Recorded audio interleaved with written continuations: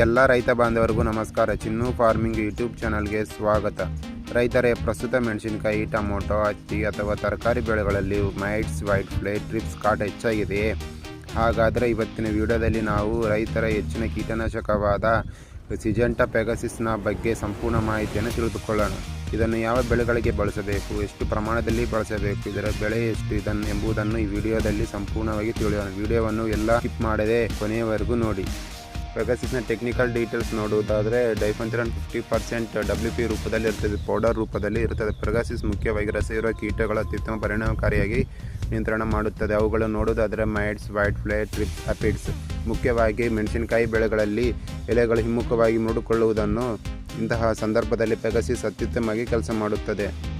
ಯಾವ ಬೆಳೆಗಳಿಗೆ ಇದನ್ನು ಯಥೇಚ್ಛಾಗಿ ಬಳಸುತ್ತಾರೆ ಎಂದು ನೋಡೋದಾದರೆ ಮೆಣಸಿನಕಾಯಿ, ಟೊಮೊಟೊ, ಹತ್ತಿ, ಬೆಂಡೆಕಾಯಿ, ಬದನೆಕಾಯಿ ಮತ್ತು ಪಪ್ಪಾಯಿ ಮತ್ತು ಕಲ್ಲಂಗಡಿ ಬೆಳೆಗಳು ಇದನ್ನು ಬಳಸ್ಬೋದು. ಡೋಸೇಜ್ ಪ್ರಮಾಣ ನೋಡೋದಾದರೆ ಗಿಡ ಸಣ್ಣದಾಗಿರುವಾಗ ಸ್ವಲ್ಪ ಕಡಿಮೆ ಡೋಸೇಜ್ ಆಗಬೇಕು. ಗಿಡ ಏಜ್ ಅಂದರೆ ಒಂದು 60-70 ಡೇಸ್ ಆದಮೇಲೆ ಡೋಸೇಜ್ ಪ್ರಮಾಣ ಹೆಚ್ಚಾಗುತ್ತದೆ.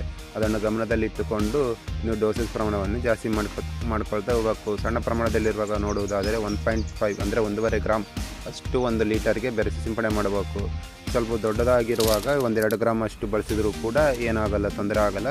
ಇನ್ನು ಅತಿ ಹೆಚ್ಚು ರಿಸಲ್ಟ್ ಕೊಡಲು ಸಾಧ್ಯವಾಗುತ್ತದೆ. ಅಂದರೆ ಲೆಕ್ಕಾಚಾರ ನೋಡುವುದಾದರೆ 1 ಎಕರೆಗೆ 250 ಗ್ರಾಮ್ನಷ್ಟು 200 ಲೀಟರ್ ನೀರಿಗೆ ಸಿಂಪಡಣೆ ಮಾಡಿ ಗಿಡ ಪೂರ್ತಿ ನೆನೆಯುವ ಥರ ಸ್ಪ್ರೇ ಮಾಡಿದರೆ ಇನ್ನೂ ಅತ್ಯುತ್ತಮ ರಿಸಲ್ಟ್ ಸಿಗುತ್ತದೆ ಪೆಗಾಸಿಸ್ ಬಳಸೋದರಿಂದ. ನೀವು ಪೆಗಾಸಿಸ್ ಜೊತೆಗೆ ಸಿಲಿಕಾನ್ ಸ್ಪ್ರೆಡರ್ ಕೂಡ ಬಳಸಬೇಕು. ಏನಾದರೂ ಮಳೆ ಬಂದರೂ ಅತಿ ಹೆಚ್ಚು ಬಿಸಿಲಿದ್ದರೂ ಕೂಡ ಔಷಧಿಯು ಚೆನ್ನಾಗಿ ಕೆಲಸ ಮಾಡುತ್ತದೆ.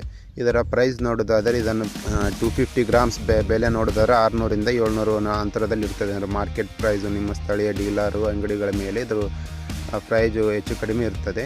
ನೋಡಿದ್ರಲ್ಲ ರೈತರೇ, ಸಿಂಜೆಂಟಾ ಪೆಗಾಸಿಸ್ ನುಸಿ ಮತ್ತು ರಸ ಇರುವ ಕೀಟಗಳಿಗೆ ಹೇಗೆ ಕೆಲಸ ಮಾಡುತ್ತದೆ ಎಂದು. ಈ ಮಾಹಿತಿ ನಿಮಗೆ ಇಷ್ಟವಾದರೆ ಈ ವಿಡಿಯೋಗೆ ಲೈಕ್ ಮಾಡಿ ಮತ್ತು ವಿಡಿಯೋವನ್ನು ಇತರೆ ರೈತರೊಂದಿಗೆ ಶೇರ್ ಮಾಡಿ. ಇಂತಹ ಇನ್ನಷ್ಟು ಕೃಷಿ ಮಾಹಿತಿಗಾಗಿ ನಮ್ಮ ಚಿನ್ನು ಫಾರ್ಮಿಂಗ್ ಯೂಟ್ಯೂಬ್ ಚಾನಲ್ಗೆ ಸಬ್ಸ್ಕ್ರೈಬ್ ಮಾಡುವುದನ್ನು ಮರೆಯಬೇಡಿ. ಧನ್ಯವಾದಗಳು. ಜೈ ಜವಾನ್, ಜೈ ಕಿಸಾನ್.